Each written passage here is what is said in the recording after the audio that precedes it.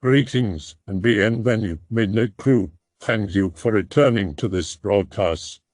And welcome to new viewers joining us for the first time. If you like a video, then feel free to subscribe.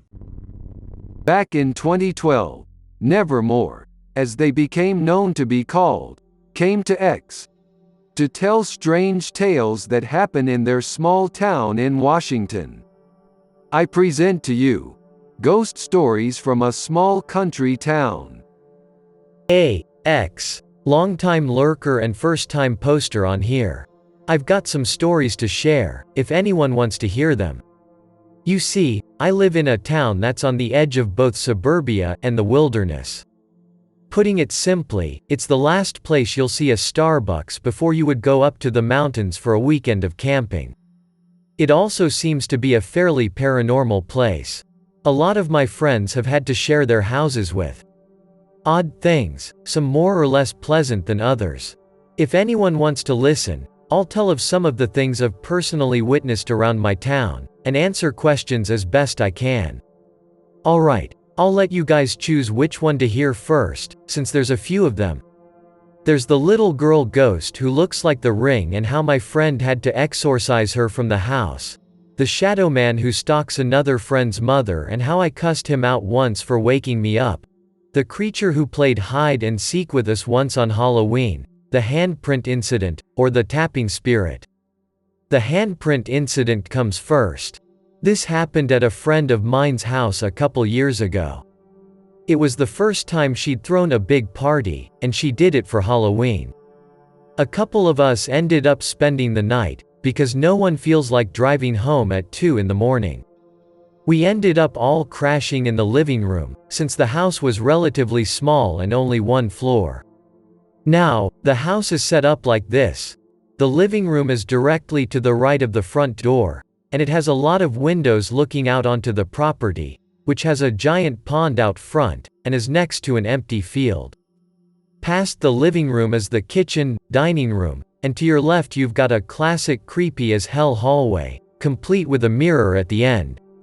So it's about 2 or 3 in the morning and there's about 7 of us sitting in the living room when our hostess stops, looks towards the kitchen, and says she thought she heard something. So, she and one of the other guests goes down the hall to have a look while the rest of continue to chill. At least, until they came running back into the room and started ordering us to shut all the curtains and turn off all the lights. Being confused and most of us half asleep, we shut all the curtains, covered all the windows, and turned off all the lights but a couple flashlights. That's when our lovely hostess started handing out steak and butcher knives from the kitchen for protection. By this point the rest of us wanted to know what the fuck had them so upset. Apparently, they'd gotten halfway down the hallway when one of them noticed a movement in the corner of her eye. She looked into the office, the first door on the right and facing the front of the house, and realized there was a handprint on the window. Normally, this would be only a little odd.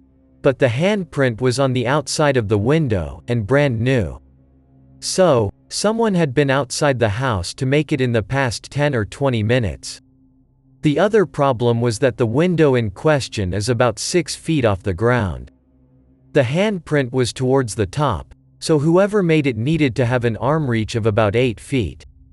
So now everyone is freaked out about the handprint. Me, being oddly unaffected by weird shit, went to see the handprint. That's when I realized how tall someone would have to be to reach up there, but I figured no one else had noticed yet.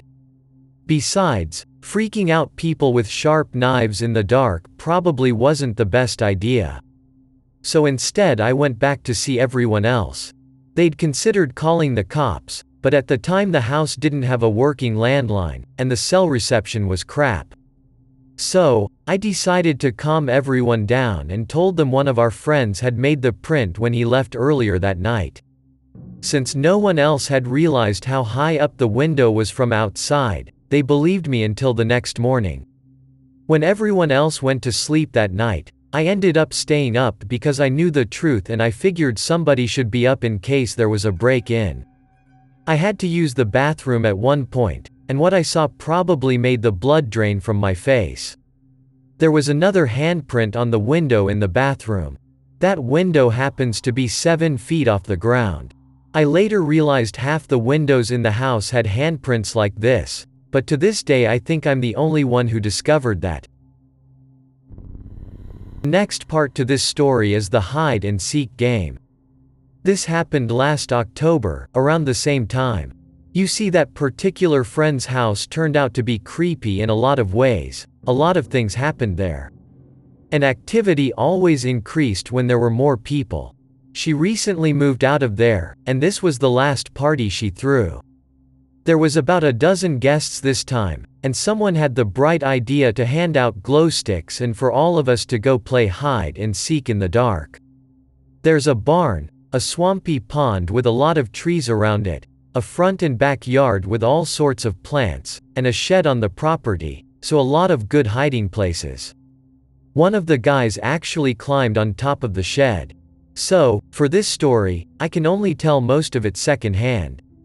Me and a pair of friends were hiding at the far edge of the property when we heard shouting towards the house. They were calling the game off and everyone needed to head back to the front.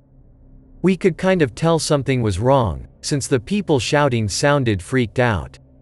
When we got back, everyone else was heading in, except one of the guys and the 2 people who'd been playing seekers. I asked what had happened, and this is what the guy told us. Him and his best friend had been running all over the yard to avoid being caught. Both are pretty fit and agile guys, so they're pretty good at games like this. At one point, his friend turned around a corner and dove into some bushes. When he came around the corner, he saw a figure at the far end of the yard and thought it was his friend, so he followed after it.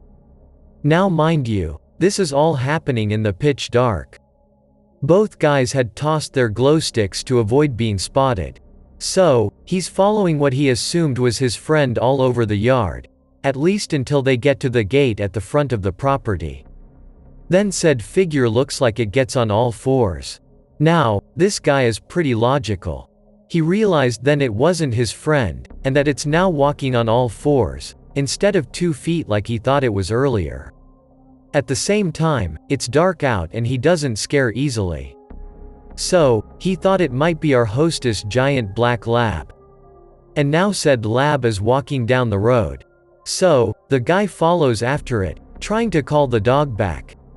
To be honest, the dog is pretty stupid. It rarely comes when called anyway, but it's wandered down the road and been hit by a car before, and the guy didn't want to be at fault if it got run over that night. The funny thing is, it kept pausing and waiting for him to catch up when he would start to lose sight of it. He got about 2 blocks down the road when a car drove by. And that's when he got a good look at whatever this thing was for about 3 seconds. It was standing on 2 feet, with really long arms, with the posture and height of a person, so about 5 feet. And then the car drove away, and he was in the dark with this thing again. So, he turned around and booked it back to the house, not bothering to look back and see if whatever it was following him. He ended up running right past the seekers and didn't stop until he was standing in the light of the front porch, and then demanded they call off the game, in case someone else ran into this thing. Now, I believe this story for a couple of reasons. First of all, the guy rarely made stuff up, although he was a bit of a clown. Secondly, the guy he'd been running with in the first place confirmed he'd heard something at the far end of the yard when he'd hidden. He had thought it was one of the seekers. And thirdly, I believe him because of what happened with the handprints. If you take an average human height of 5 feet, and then add the 3 or 4 foot arm length it would take to be able to run on all fours, you have an 8 to 9 foot arm reach, capable of leaving the handprints from 2 or 3 years ago. Alright then, the Shadow Man. So this is at another friend's house, which I visited a lot because it was another refurbished farm, and therefore awesome. She had a lot of pets and her parents were cool people. So I didn't learn the story about the Shadow Man until my 3rd or 4th visit, when me, my friend, and another friend of ours were playing BioShock at midnight. We then heard her mom scream in terror the next room over. Naturally, me and the second friend jump up and get ready to go fight a thief or something, but the friend who lived there, we'll call her friend 1, just said it was fine. The shadow man must have scared her mom again. Naturally, the two of us who were scrambling for weapons wanted to know what she meant by shadow man. Apparently, this haunting started years and years ago, with a plate of all things. My friend's grandmother bought it when her mother was a kid, and the night she did, something happened. My friend's mom lost it. She made an unearthly screaming sound and lifted up one end of an old couch that took 2 full men to carry, dropped it, and then passed out. She had a deaf cousin who had been visiting at the time, and claimed she'd heard the screaming, despite being, deaf. Since then, a shadow man would show up to torment my friend's mother once every couple of years. Usually just a nightmare, and then he'd be gone. At least, until they had moved out to the farm property. Now it visits her once a week at least, always at night, in varying degrees. Sometimes it comes as shadow bugs and spiders, or black liquid crawling down the walls. Sometimes it slinks under the door and comes to stand at the edge of her bed. Usually it won't leave until either she screams or wakes up her husband though. Now then, my actual encounter with the shadow man didn't happen until the next night, because I ended up spending the weekend. We were playing another video game, probably somewhere around 1 in the morning when my second friend made some strangled noise and pointed to the corner of the room.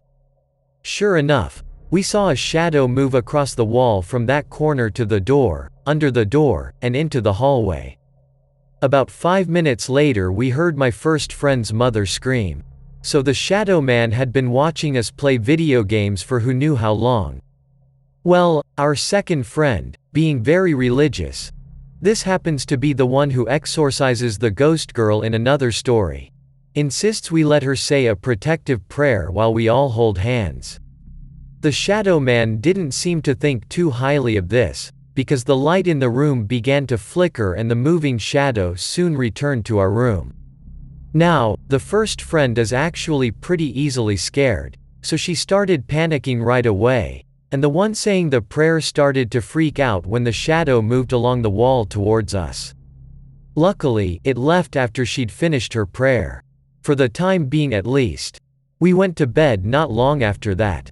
It wasn't until 4 or so in the morning I woke up with a feeling like something wasn't right. The room was unnaturally cold for one thing.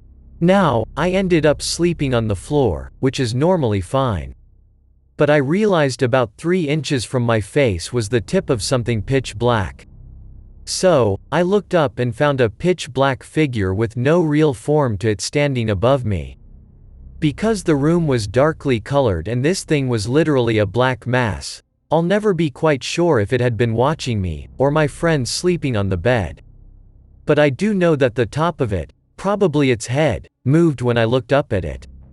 It made a sound, the closest I can describe to it that sound leaves make when they're blown across a sidewalk, and then it turned to head back out under the door.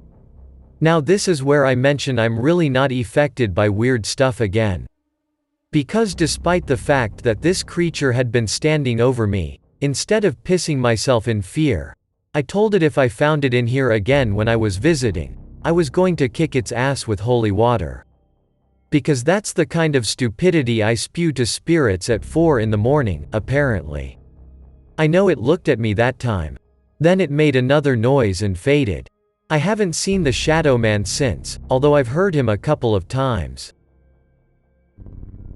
Alls it is. Okay, so I tend to pick up bits and pieces of mythologies from all over the world. One interesting bit I learned was that in some Native American lore, if an owl calls your name, you're destined to die soon after. This starts at the friend's house who has the shadow man, when I, her, my religious friend, and a 4th friend of ours, were all hanging out. I casually mentioned the thing about the owls to them, while we were getting ready to go on a walk down the road due to boredom. Naturally, it had to be around 11 at night out, but we had flashlights and cell phones, and there are dozens of dogs wandering the neighborhood who were friendly to familiar people, like us. So it wasn't like we were in too much danger. Besides, 3 of us carried weapons most of the time, so we were armed as well. Me preferring smaller things, I carry sewing needles, a sharp nail file, and occasionally a pair of steel knitting needles. Mock me if you want, but they get the job done. Now, the road we walked on is an old dirt road. Most of the people living this far out on the edge of town are pretty laid back. Almost in redneck territory, but not quite. We were about 3 blocks away from the house when my first friend, same one whose mom is haunted by the shadow man, stopped and pointed up to a telephone wire. We all looked up, and to our surprise there's a barn owl sitting up there, watching us. Well, that's cool. Until our third friend remembers the whole, if an owl call your name you die, thing. And then of course, the owl has to hoot at us. And fly off. So now my 3 friends are a little paranoid. Me being me, I'm laughing at them and their freak out huddle, telling them it's ridiculous for them to worry, since I'm the only one there who's even part native. All the same, they want to walk back home. So, we turn around. We didn't get half a block before a car comes driving down the road towards us, pulls over a couple yards ahead, and stops. Okay, that's odd. We all stop for a moment, and then I take the lead and keep walking. That is, until a second car rolls up, pulls over next to the first one, and stops, effectively blocking the road home. So now we have a problem, and I'm not laughing at my friends anymore. My religious friend says something along the lines of, "Aw fuck no. Fuck you people, I don't want to die." In a sassy ghetto woman voice she tends to develop when she freaks out, and then she turned around and started running. The other 2 followed her, and since I didn't want to get separated, I followed them. We made it 10 feet or so when one of the cars behind us hits full throttle and comes straight at us. I grabbed one of my friends and dove into the trees and undergrowth on the side of the road, and our other 2 friends followed suit as the car zipped by, followed by the second one a few moments later. Well, we weren't waiting to see what happened next. We ran as fast as we could towards the house. We were in sight of the gate when we heard the cars coming again, and we all jumped into the woods again when they sped by. Honestly, my guess is they were going at least 80 miles an hour the second time through. It was insane. I could tell they were the same cars though, a beat-up blue pickup and a nicer white car. When they went by again we ran out of the woods and managed to get through the gate and back to the house before they made another pass. Since then I've run into owls on multiple occasions before nearly being killed. So, I figure they're either warning me of something following me, or deliberately trying to get me killed. Alright, Ghost Girl it is then. This story is more of a second-hand account, but I saw the girl myself a couple of times. Imagine a 9 or 10-year-old girl with long black hair and a skinny frame in a white nightie, kind of made in an old-fashioned style. Her background goes a bit like this. When my friend's parents bought the property, they got it from an old man. When he was dying, he called them and insisted they come see him. His last words to them were that he buried her over by the garage. He never really explained much afterwards, and soon after he died. Now, they did have a garage in the back of the property, towards the edge. But, my friend's father being a stubborn and rather easily angered man, refused to listen to the old guy's final words, so nothing was ever discovered or dug up. Another fun note. The old man supposedly haunts the place now too. He's supposed to be what makes the rocking chair in their den move from time to time. Now you see, my friend's parents aren't exactly the most pleasant people around. The mother is verbally abusive and the father physically abusive, to her and both of her brothers. She had an older brother, who's 2 years older than us, and one who is 2 years younger. The kids see the ghosts all the time, but the parents never believe them and call them liars for it. Now, their house is another one of those houses with a creepy dark hallway and a mirror at the end of it. My friend has the first room in that hall, then there's a bathroom, and then there's her little brother's room. We've come to believe the little girl ghost used to live in the little brother's room at one point in time. The little girl ghost began to get attached to the younger brother when he got to be about her age.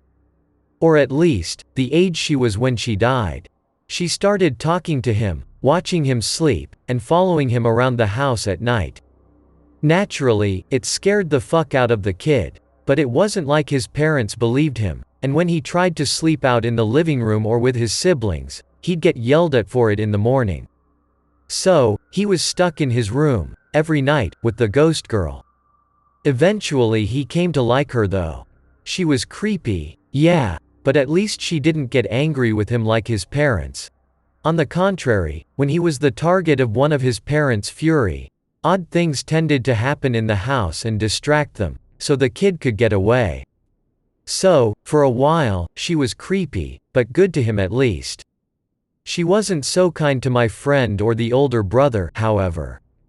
At one point in time my friend was stepping out of the bathroom and saw the ghost girl standing behind her in the mirror at the end of the hall. When she turned around, the girl wasn't there. When she looked back, instead the girl was at the end of the hall. Every time she turned to look somewhere the girl was there, and she began setting off the giant grandfather clock they had in the living room. When it woke her parents up, she was blamed for it of course, because ghosts didn't exist, and surely one wouldn't set off the stupid clock. The siblings tolerated the ghost girl being attached to little brother for about a year before things started going downhill.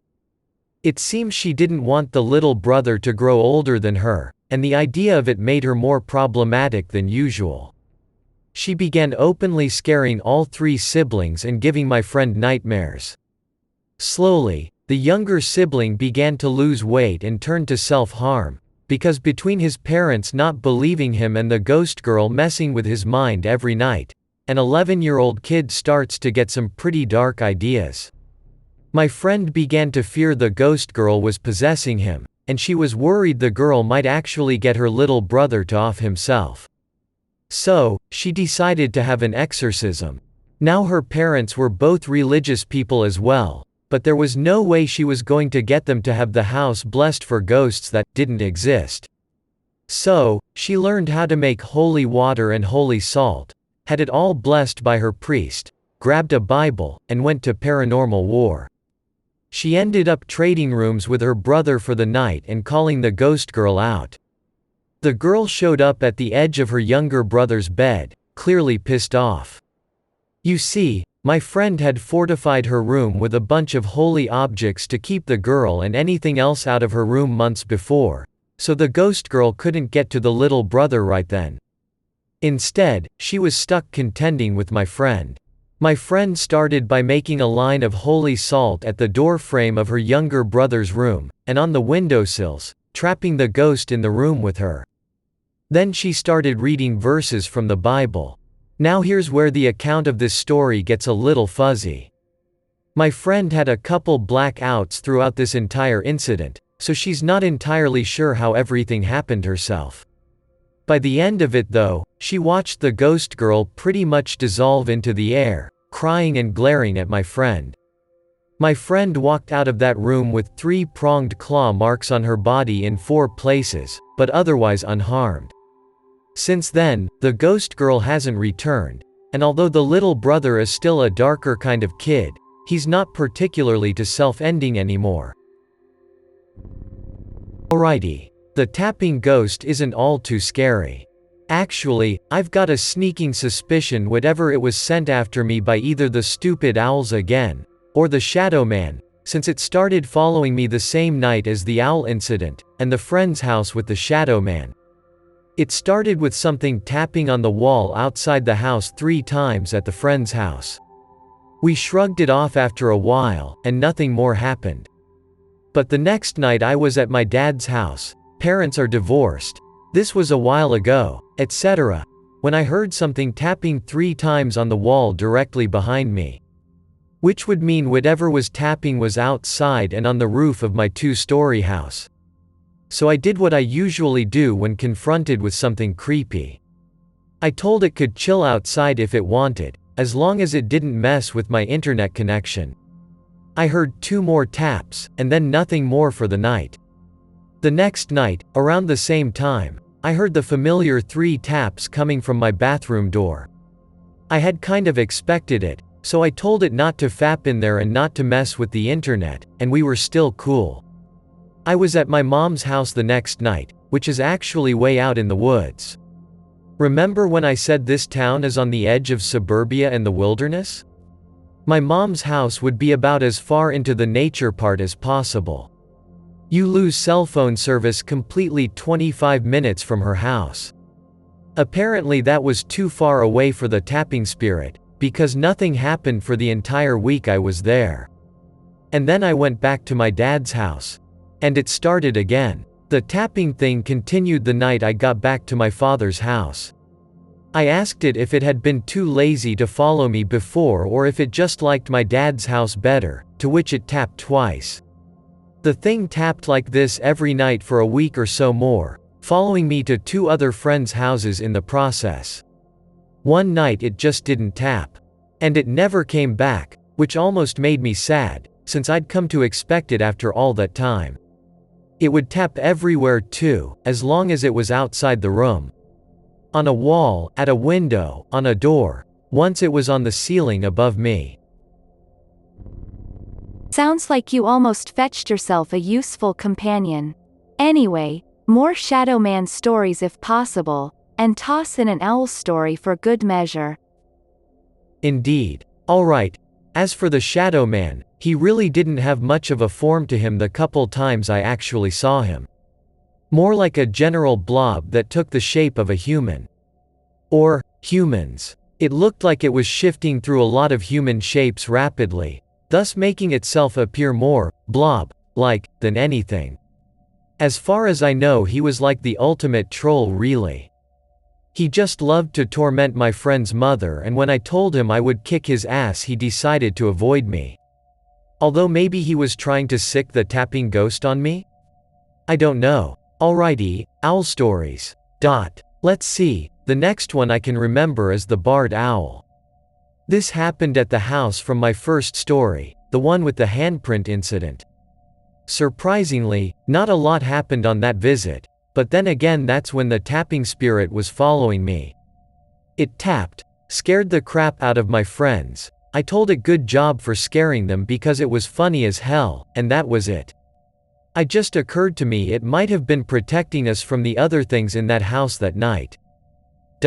Well, anyways, the morning I was heading home, I ran out with the friend who lived there to grab her mail.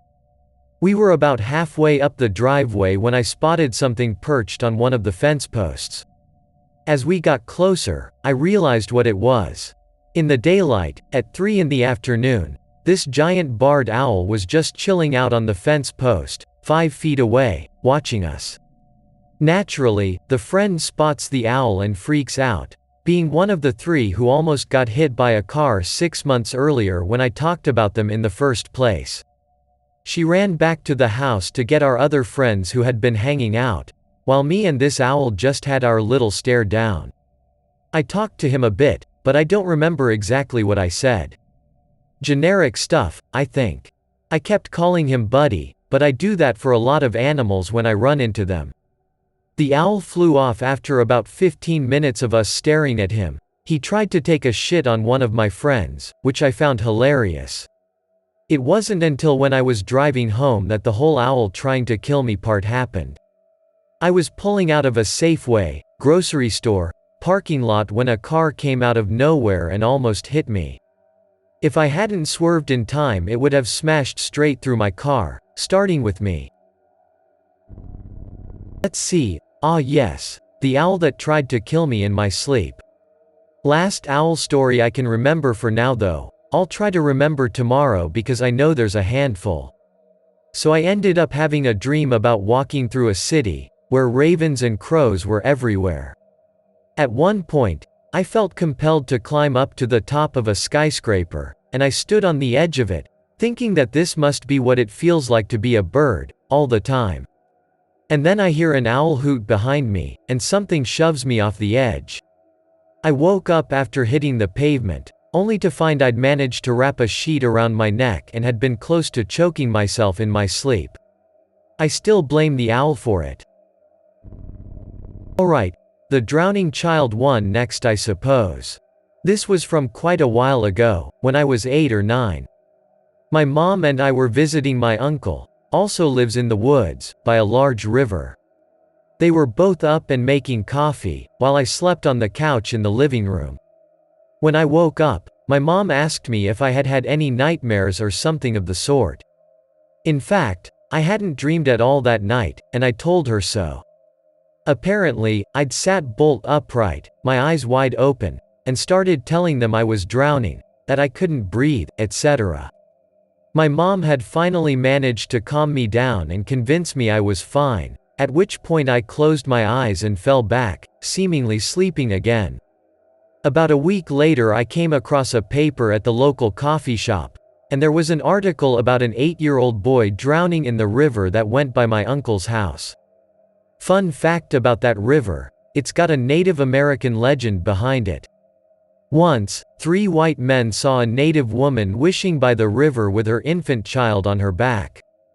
For some cruel reason or another, they took the child from her and drowned it. It turned out the woman was a native chief's wife, and soon after she died of grief, while pregnant with yet another child. The chief grieved for 3 days over his loss, and then placed a curse on the river. 3 white people were to drown in the river every year. That curse had held strong for as long as people have kept track of it since. Now then. I remembered a couple more stories, but after this it's up to you guys to tell the stories you've got. I have my friend's run-in with a demon from before she moved to this town, and then my own story about being stalked by, well, I'm not exactly sure what I could call it. I just know it stalked me and a couple of friends for about a month, then left. It was so long ago I forgot about it. So, to put it simply, me and 2 of my friends were followed for about a week or so individually by a creature that we all described the same way. Hairless, pale white or gray, humanoid, but starved looking. Its eyes were black, but they were reflective. This happened when I was, I think 12 perhaps? Somewhere around there. Like I said, it was quite a while ago. Anyways, I started seeing it first. I used to have large dogs back then, and one night they went nuts over something in the backyard. They were in a pen, but they wanted to chase something. My room facing our backyard, I caught a glimpse of this thing running on all 4s through the backyard. It disappeared into the trees behind my house that night before my parents saw it, but that kept me awake for the rest of the night in terror. For the next week I swear I would see it in the woods around my house. At the edge of my dad's neighborhood there's a field, and some thickly forested hills. I think that's where it would be in the day, but at night. Well, being 12 and knowing this thing was bigger than me, I just kind of decided not to look out the windows at night. I decided as long as I didn't look outside, I was fine. It was summer, so I didn't need to walk to the bus stop, and I didn't have to leave the house when it was dark. My room used to face the backyard, but it was still on the 2nd story, so if whatever this thing was came in the backyard, the dogs in the back would alert everyone to it, and then it would have to climb up the side of the house to get anywhere near me. At the end of that week, I heard the dogs going nuts. I rolled out of my bed to see the same thing from the first night running, with one of my dogs going after it. She was always crazy but clever, so I wasn't surprised she'd wiggled out of the pen.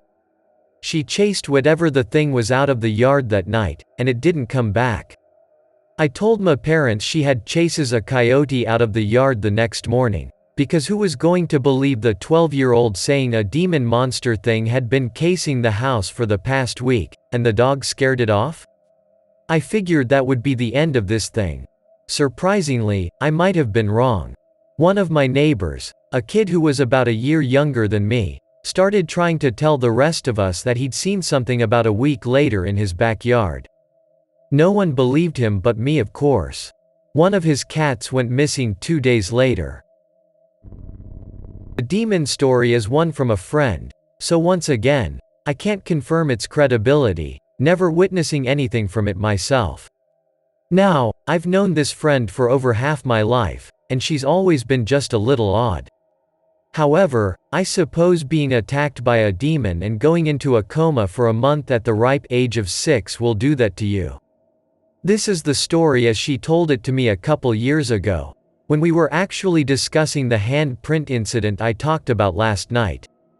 Her parents have worked with church missionary groups as well as her father being retired from the U.S. Army.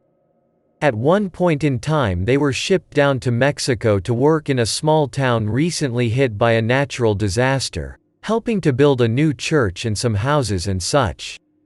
At the time, my friend was 6, and she had an 8-year-old older sister to watch her, who honestly wasn't all too good at the watching part. Their parents would leave them home alone all day while they worked on rebuilding the town. My friend is one of those people who can see things easily, that most others can't. Mainly auras around people, or as she calls them, halos. At one point in time while she was playing in the house, she noticed something strange. She could see the outline of a black and red halo, but no person to make it. Being 6 and used to halos, she was more curious than anything. She walked up to inspect the figure, only for something to growl at her and knock her sideways. When she looked around again, she was alone, and she had a 3-pronged claw mark on her arm, although it was shallow enough to be mistaken for a cat scratch. Naturally, when her parents got home, they didn't believe her too much. It looked like she'd upset a cat and was blaming it on a monster, classic 6-year-old stuff of course. To make matters worse for my friend, her sister claimed to never have seen or heard anything, so it was her against everyone else. At least, everyone in the family. She eventually made friends with some of the local kids, who didn't speak very much English, while she didn't speak very much Spanish. They learned enough to communicate as needed though. At one point, they asked her where she lived, and she showed them her house. All of them quickly became very upset, and tried to explain something to her. When it became evident she had no idea what they meant, they took her to one of their parents, who spoke enough English to explain. It turned out the house was cursed, which is why no one lived there, despite it being one of the nicer houses still standing in the town. After that, the other kids in the village refused to go anywhere near toys she brought to play with them, or anything she brought really. Although she was their friend, anything out of that house was probably cursed too. We never really found out the whole story on the curse, since the locals didn't like talking about it to begin with, and could pretend not to understand questions spoken in English they didn't want to answer. But about a week after my friend learned about the house's curse, she ran into the black and red halo again. Her sister had put her down for a nap, and she was half asleep when she realized the halo was standing over her bed. The last thing she remembered was screaming in its face. She then woke up a month later in a hospital 50 miles from the village, with strangers all around her. She'd been in a coma the entire time, with nothing to explain it but the clawed gashed on her stomach. Her parents were in the process of moving back to the States, to get her medical attention there. Her sister had heard her scream and run into the room to find a cloud of smoke seeming to seep into the floorboards. She'd grabbed my friend and run to the neighbor's house. If no one's got any particular preferences, I suppose I'll go with the earlier request for the ghost train. Now, to be honest, I'm not too sure on the train's background. In fact, I've never seen it before in my life. Which is what makes it so interesting, because I've definitely heard it. This started in the middle of summer a couple of years ago, when I was lurking on X with my window open. At around 3 in the morning, I heard something that at first, I thought was coming from a TV set or something. It was a train whistle. I ignored the first whistle, figuring it was nothing. But when I heard the second, I realized whatever it was on the move. I stopped lurking for a minute and listened. Sure enough, there was a third whistle. The train sounded 5 times in total, and as I listened, I tried to guess where it was in accordance to my house. I looked up Google Maps the next day and realized the whistling had actually followed a set of railroad tracks that go by a couple of blocks from my house. Now, in this town there are quite a few railroad tracks, crisscrossing here and there. But in the entire time I've lived here, I've only seen or heard one train actually use them, and that had been when I was 5. They weren't well maintained, so I was surprised anything could run on those tracks at all. But something clearly had. I heard it go through town. I didn't hear anything for about a week, and then around the same time of night, I could hear the familiar train whistle from my house. I didn't really think anything of it, and I didn't pay much attention to the train whistle over the next month or so. I heard it roll through on various tracks around town late at night or early in the morning, maybe once every 2 weeks or so. I never talked to anyone about it, because who really cares about a train? Well, about a month or so later, me and a couple of friends were walking along the tracks ourselves, headed back to one of their houses. We got off the tracks when they crossed the dirt road that led to her house, and we were about a block back when I heard it. The train whistle. So, I turned to my friends and asked if they'd heard it too. They had, although one of them looked a little nervous, the one whose house we were headed to. She said she'd heard it a couple of times before, but the safety guards that are supposed to come down to prevent cars from going across the tracks never do. They never light up, and she's never seen the train. So, I figured she was trying to scare us. Probably get me back for the whole owl thing, since she was with me during that first owl incident where a car almost ran us all over. I told her we could see the tracks from where we were, so we could wait for the train to go by. Problem solved, case debunked. Well, we certainly heard the train go by. The whistle at least. We heard it blast as it went over the tracks about 100 feet in front of us. But no train, no smoke, we never even heard the engine or the sound of the wheels on the tracks. Just the whistle. Every now and again, I'll hear the train. Maybe once every couple of months, although I haven't heard it since winter currently. The guards never go down, you never see the train, but there's always the whistle to tell you where it's at. Alright, Shadow Woman it is. Now, my friend who used to throw the Halloween parties, where the hand incident and the hide and seek game took place, moved out of that particular house about 7 months ago now. Me and couple other friends came over to hang out for the weekend after her move, armed with a ridiculous amount of orange sherbet, soda, and movies of varying stupidity. It was probably around 9-ish, it had only gotten dark out a few hours before, when one of my friends went to take a leak. We heard her asking one of us a question a minute later, and when we told her to speak up, she swore and ran into the room. Apparently she'd seen a figure go by that looked like our hostess, aka friend who threw the parties, and hadn't realized she was still in the living room with us. I only caught a glimpse of her the last day I was there. I think she'd been watching us throughout our stay, but she didn't like being seen. Coincidentally, my last owl story happened the night after we discovered the Shadow Woman, when we went for a walk around my friend's new neighborhood.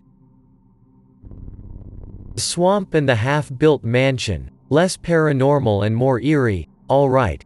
So like I've said before, this is more of a creepy location than an actual story. Behind one of my friend's house, there's a large swamp with small trails leading all over it, that can easily lose you in sticker bushes and stinging nettle if you're not careful. At the other edge of this swamp is some of the railroad tracks mentioned earlier. However, to the right of the swamps is a 3-story house, that's only half finished.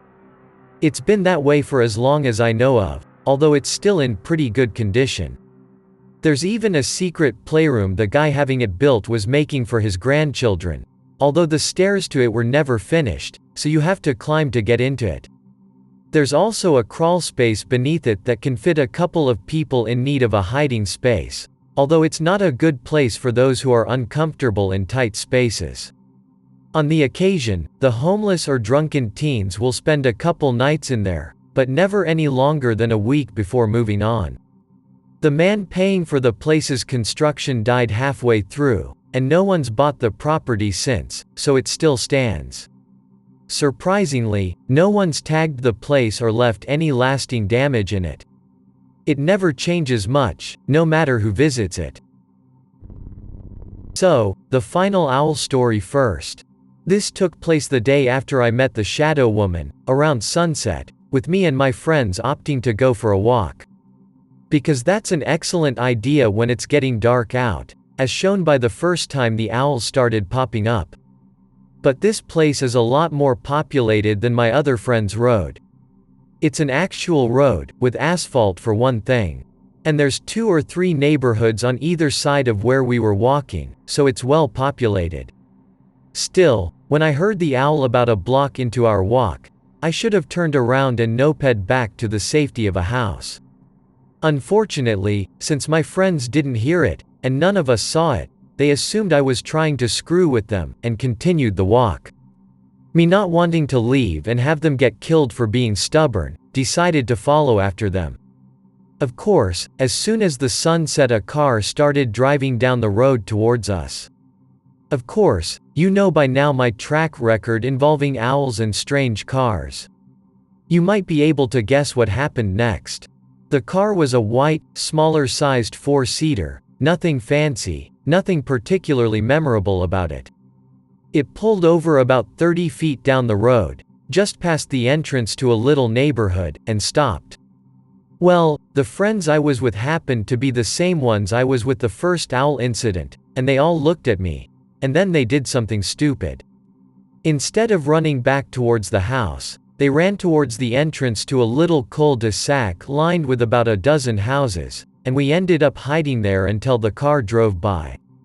At that point, I was ready to go back, but now they were convinced it would double back, so we had to keep waiting until it did. 10 minutes passed, no double back. Okay, so it's gone. Cool. Let's go back. By now it's dark out, and I was the only one with a light. One of those keychain lights you can get almost anywhere. I keep it with me to read in the dark when I need to, mostly. So, we begin to trek back. As per usual, I have a nail file in my pocket, which can easily be used as a shank as applied correctly, and my friends have picked up rocks or sticks, in case of the car's return.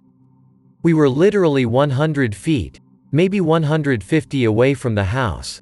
All we had to do was turn one corner and it would be there. But of course, a figure started walking towards us. To this day, I don't know where he came from. He just showed up under a streetlight and began walking towards us. So, we all went to the other side of the road and kept walking. And then he came over to our side of the road too. Still walking towards us. Well, that was it for my friends. They turned and ran, dropping their weapons, and booked it to the nearest neighborhood, a giant loop filled with small, run-down houses and a couple of drug dealers. We hid there, and they tried to call a couple of our friends who lived nearby. Naturally, no one picked up. Eventually, we got a hold of a friend who lived clear across town, and explained what was going on. By then we'd been out here for the better part of an hour, hiding from a guy we didn't even know. I, being me and not generally giving a fuck at this point, grabbed the phone and our friend on the other line not to hang up until we got back to the house. If we hung up abruptly, call the cops. And then I walked out of the neighborhood and head for the house. Since I was taking the only phone between the 4 of us, the others followed, although not without more sticks and a good-sized rock. To be honest, despite that fact that we could have potentially died, been kidnapped, etc., I was laughing so hard at my friends I almost pissed myself. We got back to the house safely and refused to leave said house until daybreak afterwards, which was probably a good move. That's about it then. Tell me, how many people have actually been reading tonight anyways? I've got 2 more short things that might interest X, but I might save them for tomorrow when there's more lurkers on. Things being stolen, moved now. From about the 3rd month of my mother living in this house onwards, she's always claimed it was cursed, or at least haunted. Her being just a bit eccentric, I tended to ignore it. She had a habit of blaming our problems on anything but herself, so her blaming the house for everything was actually kind of expected. This wasn't as much a house as it was a cabin in the woods, built for the moderately wealthy to vacation in. It had a small living room, a hallway-like kitchen, which led to the bathroom and my mom's room towards the back. When I was there, I lived in the loft upstairs, which I didn't enjoy very much since it meant only having 3 walls and no door. My mother also happened to be a bit of a pack rat, which wasn't too helpful with such small living quarters. Way too much stuff and nowhere to keep it. All of the walls were lined with bookshelves filled with our own personal library, the cupboards and dressers filled with both things we used daily and items that had just always been around, with no true purpose anymore. Naturally, it wasn't surprising a few things would go missing now and again. At least, in the beginning. I think the first time I truly paid attention to my mother's rants about the house was when the car keys disappeared. You see, as I've said before, her house was pretty far out in the woods. So far that cell phone service was about 25 miles back towards the town I've grown up, where my father's house is. Despite this, she kept a job in that town, which started about an hour before I would be going to school. So every morning it was the same ritual of getting up at about 4 in the morning, leaving the house by 5, and being dropped off at school or the grocery store around 6 to kill an hour of time before school started. Except on this particular morning, the keys to her car had gone missing. Now, we always left them in the same place, every night, because as I said before, it was easy to lose things in that house. We always left them sitting on the table in the living room, same place every day. But when we were heading out the door at 5 in the morning that day, they weren't there. Or by the fireplace, anywhere in the kitchen, under the couch, under any furniture at all, or in my mom's room. Put simply, they were gone. While we were searching, my mother ended up spilling coffee on herself, so she sent me up to the car to search for the missing keys while she swapped the vest she was wearing that day. I'd been looking in the car for 10 minutes when my mom walked out of the house, up the driveway, opened her side door, and sat down, with the keys in her hand and a dumbstruck look on her face. Naturally, I asked her where the hell she'd found them. She looked me dead in the eye, and told me they had been in the pocket of the jacket she'd traded her vest for. This particular jacket had been in her closet for the past 2 months, and had never once been worn before. Furthermore, the pocket she found the keys in were one of those inner coat pockets, the kind meant to hold cell phones or iPods. So how the car keys had gotten from out living room table into the jacket was a pretty big mystery. Suddenly my mother's claims of the place being haunted weren't as far-fetched as I had assumed. Not long after that, I started noticing other things not being quite where they belonged. Shoes moved to different rooms, stuff being found in odd places. We had a couple of cats, so I had initially figured they were the culprits until after the car key incident. Then I started noticing things turning up in drawers and boxes that the cats couldn't even get to. Although the car keys were the biggest thing, at one point I've noticed books from around the house in odd places as well. Once one of them was open, as if it had recently been being read. Happened to be one of my favorite astrology books too, so at least whatever was around had good taste in literature. Those are the most interesting accounts of things being moved, so I think it's time for the next topic. The house's history in general, the self-ending dog, or weird things from the surrounding woods. What would you like to hear about, X? First and foremost, I have to tell you all this dog was insane to begin with. She had the look of a madman from the day we got her. She had a brother from the same litter, but after he died, she kind of went off the doggy deep end, and became obsessed with escaping anything we tried to keep her in. If we just wanted her to stay in the backyard, she'd dig out. When we put a shock collar on her, she acted as if the max levels of electrical pain coursing through her were nothing. Eventually, after we built a pen for her, she even figured out ways to scale the metal fencing. This all came with a price, of course. She eventually wore her teeth away to nubs. She had scars covering her body just under the fur, and she always had a lump of skin hanging from her stomach from where she'd almost gutted herself like a fish once. But she always did have the friendliest personality of any dog I've ever met, before or after. By the time we'd moved her up to my mother's house and built her and our other dog a pen, she was about 10 years old. She had the worst case of arthritis in her back hip joints that the vet had ever seen. She had nubs for teeth, and there was a good chance she was blind in her left eye. And yet she was still the friendliest, most active dog you'd ever meet, willing to chase a ball, or a cat if one was nearby, for hours. We honestly still don't know how she could even walk.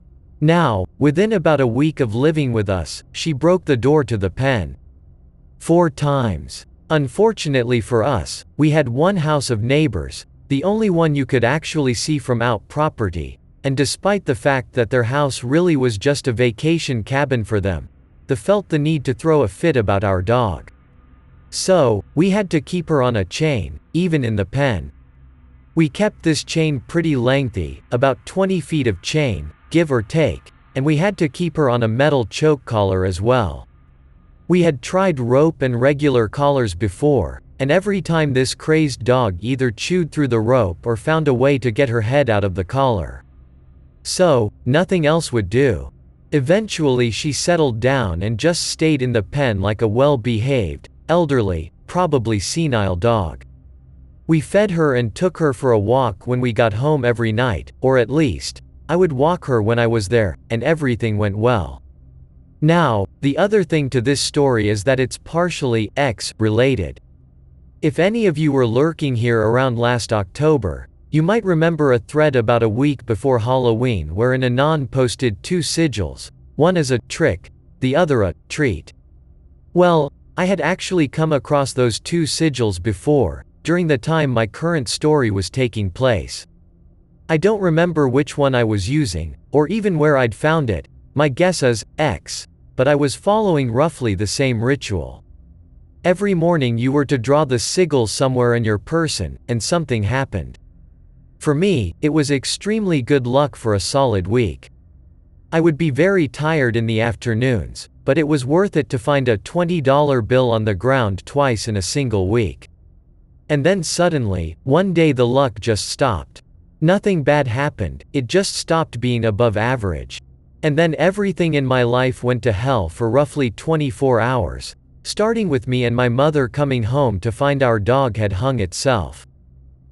She's managed to wrap her chain around the one object she could, her dog box, enough times so that when she scaled the fence of her pen and climbed over, she didn't have enough chain on the other side.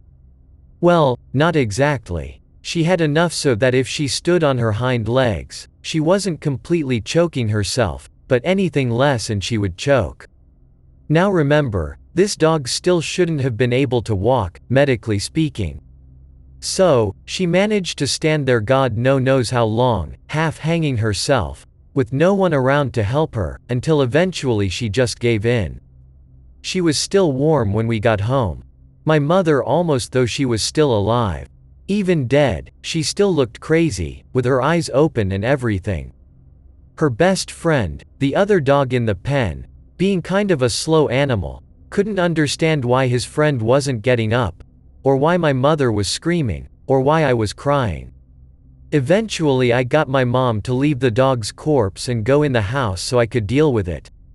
She called a friend she knew in the neighborhood, and he drove over to help bury the dog. I've always been the gravedigger when an animal dies at my mother's house, so by the time her friend showed up I'd already closed the dog's eyes and wrapped it in a blanket. I was looking for a good spot to bury her. In the back of my mind, I almost blame myself for what happened that night. I almost blame the dog's death on my use of the sigil I wasn't fully prepared to use. My bad luck ending the dog I'd known for years in exchange for a week of good fortune and a couple $20 bills. I'll tell you right now, I'd give away a lot more money than that to have the senile dog back. I think that's the most depressing story I've got to share with you all. Somewhere I think I kept her collar, the one that choked her. Couldn't bring myself to throw it away. Let this be a lesson to anyone visiting for the summer who thinks it would be fun to dabble in magics you haven't fully understood yet. It won't always be you paying the price of your mistake. Surely someone on X has a preference. Although I'm down to my last 2 tails, you all still get to choose. If anyone's got questions to ask, feel free to throw those in as well. I've got plenty of time on my hands. Now, you still have your choice of the house's actually history, or weird things I've found and heard in the woods around the house itself. Stuff in the woods. I've said before my dog hung itself, I used to take her and the other one for walks. Once in a while we'd come across strange things. Claw marks on trees that might have been a cougar's, but looked a little too deep into the trees. Unfamiliar tracks in the snow during winter and eerie sounds emanating from the woods at night, usually in the spring and summer. My second year living there is when I found the creepiest thing, or my senile dog did. She'd taken off down the wood trail ahead of me, but I could still see her until she stopped, sniffed the air, and took off the trail. She ended up crossing a creek that flowed along the trail's side, onto a little island-like formation that was covered in trees and surrounded by a swamp, and she'd stopped to smell what I initially thought was a pile or white rocks. Until I got closer and realized she'd sniffed out a pile of small animal bones. A rabbit skull, a couple of squirrels, and who knows what else that I couldn't identify. I took my dogs home and came back the next day with a camera and an animal chart to identify what I was looking at, only to find every single bone was gone. Well, save for a tiny rib I found on the edge of the creek walking back home. I thinks that's the only thing I can't entirely explain away that I've come across. Many other little things here and there have happened as well, of course, like a half-eaten rabbit carcass floating in the creek and so on, but those are mainly natural. Ironically, the creepiest thing I've ever found in the woods was actually buried in the woods at my father's house, on our neighbor's property, literally 50 feet from our doorstep. It was the femur bone of what I like to assume was an animal, along with a couple of joints, while me and a couple other kids were picking blackberries back there. I had to have been like, maybe 6 or 7 at the time. Surprisingly, my parents let me keep the bone. I might still have it in a box somewhere if no one tossed it out.